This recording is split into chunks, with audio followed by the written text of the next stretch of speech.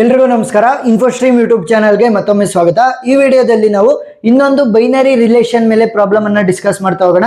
So ಇದು fixed question ಆಗಿರೋದ್ರಿಂದ ಒಂದು ಸ್ವಲ್ಪ ಡಿಫ್ರೆಂಟ್ ಪ್ರಾಬ್ಲಮ್ಸ್ ಅನ್ನ ಡಿಸ್ಕಸ್ ಮಾಡ್ತಾ ಹೋಗ್ತಾ ಇದೀನಿ.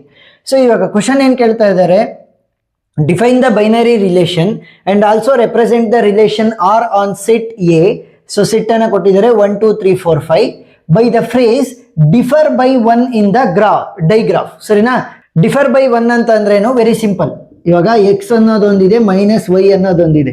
ಸೊ ವ್ಯಾಲ್ಯೂ ಏನಾಗಿರ್ಬೇಕು? 1 ಆಗಿರ್ಬೇಕು. ಸೊ ಅದು -1 ಬರಲಿ, ಇದ್ರೊಳಗಡೆ +1 ಬರಲಿ, ವ್ಯಾಲ್ಯೂ 1 ಆಗಿರುತ್ತೆ. ಸರಿನಾ? ಸೊ ಮಾಡ್ಯುಲಸ್ ಇದ್ದಂಗೆ ಏನು, +1 ಬರಲಿ -1 ಬರಲಿ, ಇಲ್ಲಿ 1 ಬರುತ್ತೆ. ಒಟ್ಟಿನಲ್ಲಿ 1 ಇಂದ ಡಿಫರ್ ಆಗಿರ್ಬೇಕು. -1 +1 ನನಗೆ ಬೇಕಾಗಿಲ್ಲ, ಒಟ್ಟಿನಲ್ಲಿ 1 ಇಂದ ಡಿಫರ್ ಆಗಿದ್ರೆ ಸಾಕು.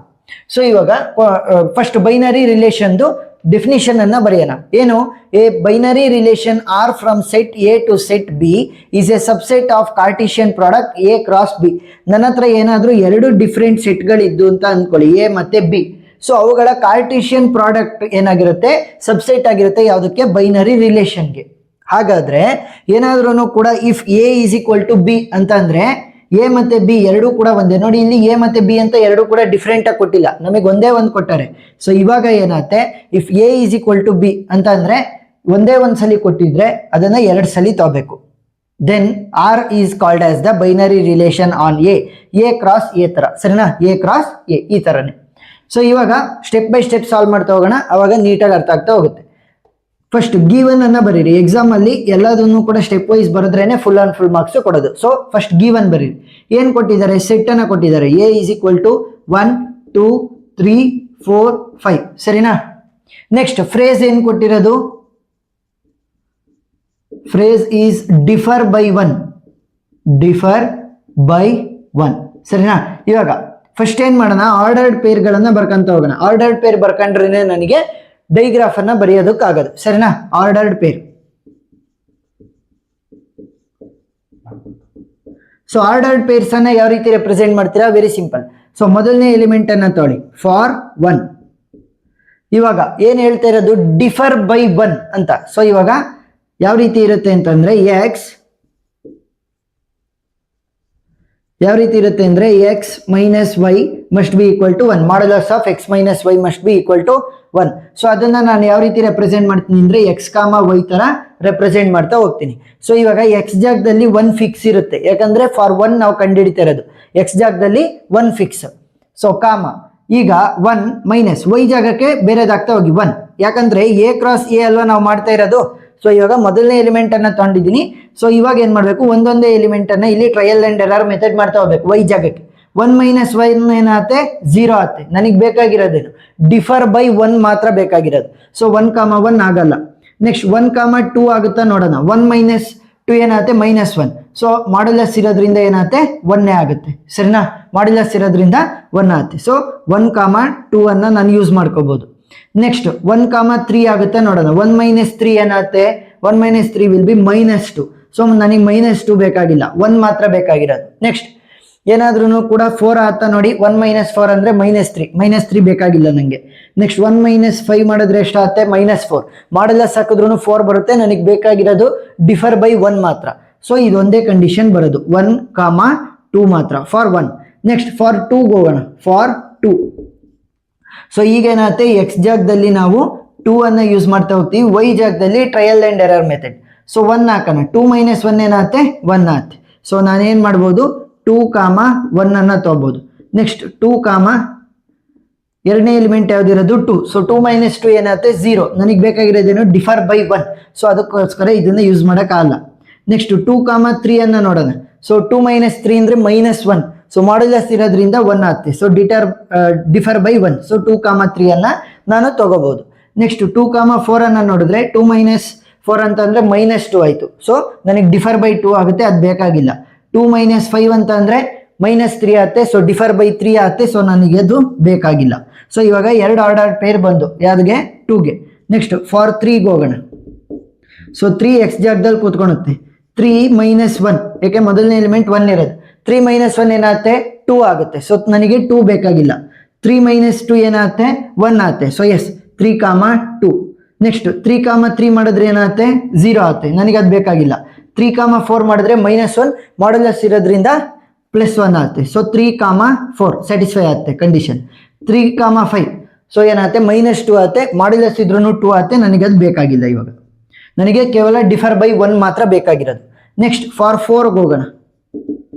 ಸೊ ಇವಾಗ 4, ಎಕ್ಸ್ ಜಾಗದಲ್ಲಿ 4 ಇರುತ್ತೆ, -1 ಮೊದಲನೇ ಎಲಿಮೆಂಟ್. 4 - 1 3 ಆಯಿತು. ಸೊ ನನಗೆ ಅದು ಬೇಕಾಗಿಲ್ಲ. ನೆಕ್ಸ್ಟ್ 4 - 2 2 ಆಗುತ್ತೆ, ಅದು ಕೂಡ ಸರಿಯಾಗಲ್ಲ. 4 - 3 ಏನಾಗುತ್ತೆ 1 ಆಗುತ್ತೆ. ಸೊ 4, 3. ನೆಕ್ಸ್ಟ್ 4 - 4 ಏನಾಗುತ್ತೆ 0 ಆಗುತ್ತೆ. ಸೊ ಅದು ಬೇಕಾಗಲ್ಲ. ನೆಕ್ಸ್ಟ್ 4 - 5 ಏನಾಗುತ್ತೆ -1 ಮಾಡ್ಯುಲಸ್ ಇರೋದ್ರಿಂದ +1 ಆಗುತ್ತೆ. ಸೊ 4, 5. ನೆಕ್ಸ್ಟ್ ಫಾರ್ 5 ಹೋಗೋಣ. ಫಾರ್ 5 ಈಗ ಎಕ್ಸ್ ಜಾಗದಲ್ಲಿ 5 ಕೂತ್ಕೊಳುತ್ತೆ. ಒಂದೊಂದನ್ನೇ ಟ್ರಯಲ್ ಆ್ಯಂಡ್ ಎರರ್ ಮೆಥಡ್ ಮಾಡಿ. 5 - 1 ಏನಾಗುತ್ತೆ 4, ನನಗೆ ಬೇಕಾಗಿಲ್ಲ. 5 - 2 ಏನಾಗುತ್ತೆ 3 ಆಗುತ್ತೆ. ಸೊ ನನಗೆ ಬೇಕಾಗಿಲ್ಲ. 5 - 3 ಏನಾಗುತ್ತೆ 2 ಆಗುತ್ತೆ, ನನಗೆ ಬೇಕಾಗಿಲ್ಲ. 5 - 4 ಏನಾಗುತ್ತೆ 1 ಆಗುತ್ತೆ. So S 5, 4. ನೆಕ್ಸ್ಟ್ 5 - 5 0 ಆಗುತ್ತೆ, ಮುಂದೆ ಯಾವುದೋ ಎಲಿಮೆಂಟ್ ಇಲ್ಲ. ಸೊ ಇವಾಗ ನನಗೆ ಇಷ್ಟು ಆರ್ಡರ್ಡ್ ಪೇರ್ಗಳು ಜನರೇಟ್ ಆಗಿದ್ದಾವೆ. According to differ by 1 phrase ಪ್ರಕಾರ ನನಗೆ ಇಷ್ಟು ಆರ್ಡರ್ಡ್ ಪೇರ್ಸ್ ಜನರೇಟ್ ಆಗಿದ್ದಾವೆ. ಸೊ ಅದನ್ನು ಒಂದು ಸೆಟ್ಟಲ್ಲಿ ಬರ್ಕೊಳ್ಳಿ. R = ಏನು 1, 2 ಇದೆ. ನೆಕ್ಸ್ಟ್ 2, 1, 2, 3 ಇದೆ. 3, 2 ಇದೆ. ನೆಕ್ಸ್ಟ್ 3, 4, 4, 3. ನೆಕ್ಸ್ಟ್ 4, 5, 5, 4. ಸರಿನಾ? ಈ ತರ ನೀವು ಬರಿತಾ ಹೋಗ್ಬೇಕು ಆರ್ಡರ್ಡ್ ಪೇರ್ಸ್ ಅನ್ನ. ಸೊ ಈ ಆರ್ಡರ್ಡ್ ಪೇರ್ಸ್ ಅನ್ನ ಇಟ್ಕೊಂಡು ಡೈಗ್ರಾಫ್ ಅನ್ನ ಬಿಡಿಸ್ತಾ ಹೋಗೋಣ. ಸೊ ಡೈಗ್ರಾಫ್ ಅನ್ನ ಇಲ್ಲೇ ಬಿಡಿಸ್ತಾ ಹೋಗ್ತೀನಿ. ಸೊ ಯಾವ ರೀತಿ ಬರೆಯೋದು ನೋಡಿ, ಇಲ್ಲಿ ಕೊಟ್ಟಿರುವಂತಹ ಎಲಿಮೆಂಟ್ಸ್ ಗಳನ್ನ ಅಂದ್ರೆ ಸೆಟ್ ಅಲ್ಲಿ ಕೊಟ್ಟಿರುವಂತಹ ಎಲಿಮೆಂಟ್ಸ್ ಗಳನ್ನ ನಾವು ವರ್ಟೆಕ್ಸ್ ಗಳಾಗಿ ಕನ್ಸಿಡರ್ ಮಾಡ್ಕೋಬೇಕು. 1, 2, ನೆಕ್ಸ್ಟ್ ಇಲ್ಲಿ 3 ತಗೊಂತೀನಿ, ಇಲ್ಲಿ 4 ತಗೊಂತೀನಿ, ಇಲ್ಲಿ 5 ತಗೊಂತೀನಿ. ಸರಿನಾ? ನೀವು ಯಾವ ಡಿಸೈನ್ ಅಲ್ಲಾದ್ರೂ ಬರಿಬಹುದು, ಎಲ್ಲಾದ್ರೂ ಬರಿಬಹುದು. 5 ಇಲ್ಲಿ ಬರ್ಕೊಳ್ಳಿ, 2 ಎಲ್ಲಾದ್ರೂ ಬರ್ಕೊಳ್ಳಿ, ಆ ಥರ. ಸೊ ಈಗ ಆರ್ಡರ್ಡ್ ಪೇರ್ಸ್ ಪ್ರಕಾರ ಬರಿತಾ ಹೋಗಿ. 1, 2. ಸೊ 1 ಇಂದ 2ಗೆ ಡೈಗ್ರಾಫ್ ಅಂತ ಅಂದ್ರೆ ಏನು? ಡೈರೆಕ್ಟೆಡ್ ಗ್ರಾಫ್ ಅಂತ. ನೋಡಿ ಇಲ್ಲಿ ಯಾವ ಒಂದು ಗ್ರಾಫ್ ಅಲ್ಲಿ ಎಡ್ಜ್ ಡೈರೆಕ್ಷನ್ ಅನ್ನ ಹೊಂದಿರುತ್ತೆ ಅಂತ ಅಂದ್ರೆ ಡೈರೆಕ್ಷನ್ ಇರುತ್ತೆ. ಯಾವ ಒಂದು ಗ್ರಾಫ್ ಅಲ್ಲಿ ಎಡ್ಜ್ ಗಳಿಗೆ ಡೈರೆಕ್ಷನ್ ಇರುತ್ತೆ ಅದನ್ನ ಡೈರೆಕ್ಟೆಡ್ ಗ್ರಾಫ್ ಅಂತ ಕರಿತೀವಿ. ಆ ಡೈರೆಕ್ಟೆಡ್ ಗ್ರಾಫ್ ಅನ್ನೇ ಶಾರ್ಟ್ ಫಾರ್ಮೆಟ್ ಅಲ್ಲಿ ಡೈಗ್ರಾಫ್ ಅನ್ನೋದು. ಸರಿನಾ? ಎಸ್. ಸೊ 1, 2 ಆಯ್ತು. ನೆಕ್ಸ್ಟ್ 2, 1 ಅಂದ್ರೇನು? 2 ಇಂದ 1ಗೆ. ಸೊ ಈ ತರ. ನೆಕ್ಸ್ಟ್ 2, 3 ಅಂತ ಅಂದ್ರೇನು? 2 ಇಂದ 3ಗೆ. ನೆಕ್ಸ್ಟ್ 3, 2 ಅಂತಂದ್ರೆ 3 ಇಂದ 2ಗೆ, ಈ ತರ. ನೆಕ್ಸ್ಟ್ 3, 4 ಅಂತಂದ್ರೆ 3 ಇಂದ 4ಗೆ. 4, 3 ಅಂದ್ರೆ 4 ಇಂದ 3ಗೆ. 4, 5 ಅಂದ್ರೆ 4 ಇಂದ 5ಗೆ. ನೆಕ್ಸ್ಟ್ 5, 4 ಅಂದ್ರೆ 5 ಇಂದ 4ಗೆ. ಸೊ ಇವಾಗ ಡೈಗ್ರಾಫ್ ರೆಪ್ರೆಸೆಂಟೇಷನ್ ಆಯ್ತು. ಇದ್ರದ್ದು ಎಕ್ಸ್ಟೆಂಡೆಡ್ ಕ್ವಶನ್ ಏನ್ ಕೇಳ್ತಾರೆ ಅಂದ್ರೆ ಇದರ in degree and out degree ಅನ್ನ ಬರೀರಿ for each and every vertex ಅಂತ ಕೇಳ್ತಾರೆ. ಸೊ ನೋಡಿ, ಫಸ್ಟ್ ವರ್ಟೆಕ್ಸ್ ಅಂತ ತಗೋಬೇಕು. ನೆಕ್ಸ್ಟ್ ಇಲ್ಲಿ ಇನ್ ಡಿಗ್ರಿ ಅಂತ ತೊಗೊಳ್ಳಿ. ಟೇಬಲ್ ಫಾರ್ಮೆಟ್ ಅಲ್ಲಿ ಬರೀರಿ, ಅವಾಗ ಈಸಿ ಆಗ್ತಾ ಹೋಗುತ್ತೆ. ನೆಕ್ಸ್ಟ್ ಇಲ್ಲಿ ಔಟ್ ಡಿಗ್ರಿ. ಸರಿನಾ? ಪ್ರತಿಯೊಂದು ವರ್ಟೆಕ್ಸ್ಗೂ ಕೂಡ ಇನ್ ಡಿಗ್ರಿ ಅಂಡ್ ಔಟ್ ಡಿಗ್ರಿಯನ್ನ ಬರೀಬೇಕು. ಇನ್ ಡಿಗ್ರಿ ಅಂದ್ರೆ ಏನು? ಫಾರ್ ಎಕ್ಸಾಂಪಲ್ ನನ್ನೇ ಒಂದು ವರ್ಟೆಕ್ಸ್ ಅಂತ ಅನ್ಕೊಂಡ್ರೆ ನನ್ನ ಕಡೆ ಎಷ್ಟು ಆರೋಸ್ ಅಥವಾ ಡೈರೆಕ್ಟೆಡ್ ಎಡ್ಜಸ್ ಬರ್ತಾ ಇರ್ತವೆ ಅದು ನನ್ನ ಇನ್ ಡಿಗ್ರಿ. ನನ್ನಿಂದ ದೂರ ಎಷ್ಟು ಎಡ್ಜಸ್ ಹೋಗ್ತಾ ಇರ್ತವೆ ಅದು ಔಟ್ ಡಿಗ್ರಿ. ಸೊ ನನ್ನ ಕಡೆ ಆದ್ರೆ ಇನ್ ಡಿಗ್ರಿ, ದೂರ ಹೋಗ್ತಾ ಇದ್ರೆ out degree. For example A ಅನ್ನೋ ಒಂದು ವರ್ಟೆಕ್ಸ್ ಇದೆ ಅಂದ್ರೆ ಅದರ ಕಡೆ ಏನಾದ್ರೂ ಎಡ್ಜಸ್ ಬರ್ತಾ ಇದ್ರೆ ಅದು ಇನ್ ಡಿಗ್ರಿ ಆಗುತ್ತೆ, ಅದರಿಂದ ದೂರ ಹೋಗ್ತಾ ಇದ್ರೆ ಅದು ಔಟ್ ಡಿಗ್ರಿ ಆಗುತ್ತೆ. ಅದೇ ಏನಾದ್ರೂ ಕೂಡ ಸೆಲ್ಫ್ ಲೂಪ್ ಇತ್ತು ಅಂತ ಅನ್ಕೊಳ್ಳಿ. ಸೊ ಸೆಲ್ಫ್ ಲೂಪ್ ಇದ್ರೆ ಅದು ಇನ್ ಡಿಗ್ರಿ ಆಗು ಕೂಡ ಆಕ್ಟ್ ಆಗುತ್ತೆ, ಔಟ್ ಡಿಗ್ರಿ ಆಗು ಕೂಡ ಆಕ್ಟ್ ಆಗುತ್ತೆ. ಅಂದ್ರೆ ಇನ್ ಡಿಗ್ರಿಗೆ 1 ಅನ್ನ ಕಾಂಟ್ರಿಬ್ಯೂಟ್ ಮಾಡುತ್ತೆ, ಔಟ್ ಡಿಗ್ರಿಗೆ 1 ಅನ್ನ ಕಾಂಟ್ರಿಬ್ಯೂಟ್ ಮಾಡುತ್ತೆ. ಆ ತರ ಪ್ರಾಬ್ಲಮ್ಸ್ ಅನ್ನ ನಾನು ಆಲ್ರೆಡಿ ಸಾಲ್ವ್ ಮಾಡಿದ್ದೀನಿ. ಆ ವಿಡಿಯೋ ಲಿಂಕ್ಗಳು ನಿಮಗೆ ಡಿಸ್ಕ್ರಿಪ್ಷನ್ ಅಲ್ಲಿ ಪ್ಲೇ ಲಿಸ್ಟ್ ಅಲ್ಲಿ ಸಿಗ್ತವೆ, ನೀವು ನೋಡ್ಬೋದು. ಸೊ ಇವಾಗ ಯಾವ್ಯಾವ ವರ್ಟೆಕ್ಸ್ ಇರೋದು ನನಗೆ 1 ಇದೆ, 2 ಇದೆ, 3 ಇದೆ, 4 ಇದೆ, 5 ಇದೆ.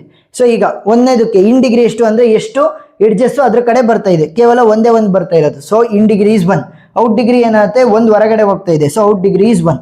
ನೆಕ್ಸ್ಟ್ ಫಾರ್ 2 ಇನ್ ಡಿಗ್ರಿ ಎಷ್ಟಾಗುತ್ತೆ? 1 ಈ ಕಡೆಯಿಂದ ಬರ್ತಾ ಇದೆ, 1 ಇಲ್ಲಿಂದ. ಸೊ 2. ನೆಕ್ಸ್ಟ್ 2 ಇಂದ ಔಟ್ ಡಿಗ್ರಿ ಎಷ್ಟಾಗುತ್ತೆ? ಹೊರಗಡೆ ಹೋಗ್ತಿರೋ ಎಷ್ಟು? 1, 2 ಹೊರಗಡೆ ಹೋಗ್ತಾ ಇದೆ. ನೆಕ್ಸ್ಟ್ 3ಗೆ ಇನ್ ಡಿಗ್ರಿ ಅಂದ್ರೆ ಎಷ್ಟು ಬರ್ತಾ ಇದೆ? 1, 2 ಅದ್ರ ಕಡೆ ಬರ್ತಾ ಇದೆ. So in degree is 2. Out degree ಎಷ್ಟಾಗುತ್ತೆ? 1 ಹೊರಗೆ, 2 ಹೊರಗೆ. So 2. Next for 4 in degree ಎಷ್ಟಾಗುತ್ತೆ? 1, 2. ನೆಕ್ಸ್ಟ್ ಔಟ್ ಡಿಗ್ರಿ ಎಷ್ಟಾಗುತ್ತೆ? 1, 2. ನೆಕ್ಸ್ಟ್ ಇನ್ ಡಿಗ್ರಿ ಫಾರ್ 5 ಎಷ್ಟು? ಕೇವಲ ಒಂದೇ ಒಂದು ಬರ್ತಾ ಇರೋದು. ಔಟ್ ಡಿಗ್ರಿ ಫಾರ್ 5 ಏನಾಗುತ್ತೆ? 1 ಹೊರಗಡೆ ಹೋಗ್ತಾ ಇದೆ. ಸೊ 1. ಈ ತರ ನಿಮಗೆ ಎಕ್ಸ್ಟ್ರಾ ಪ್ರಾಬ್ಲಮ್ಸ್ ಅನ್ನು ಕೂಡ ಕೇಳ್ಬೋದು. ಸೊ ಒಂದ್ 2-3 ಪ್ರಾಬ್ಲಮ್ಸ್ ಅನ್ನ ಸಾಲ್ವ್ ಮಾಡ್ತಾ ಹೋಗಿ, ಅವಾಗ ಕ್ಲಿಯರ್ ಆಗ್ತಾ ಹೋಗುತ್ತೆ. ಆ ಎಲ್ಲ ವಿಡಿಯೋಗಳು ನಿಮಗೆ ಪ್ಲೇ ಲಿಸ್ಟ್ ಅಲ್ಲಿ ಸಿಗುತ್ತೆ. ಪ್ಲೇ ಲಿಸ್ಟ್ ಲಿಂಕ್ ಡಿಸ್ಕ್ರಿಪ್ಷನ್ ಅಲ್ಲಿ ಕೊಟ್ಟಿರ್ತೀನಿ. ಸೊ ಈ ಒಂದು ಮಾಡ್ಯೂಲ್ದು ಫುಲ್ ಎಲ್ಲ ಕಾನ್ಸೆಪ್ಟು ಅದರಲ್ಲಿ ಇನ್ಕ್ಲೂಡ್ ಆಗಿರುತ್ತೆ. ವಿಡಿಯೋ ಇಷ್ಟ ಆಗಿದ್ರೆ ಸಬ್ಸ್ಕ್ರೈಬ್ ಆಗೋದನ್ನ ಮರಿಬೇಡಿ. Thank you for watching.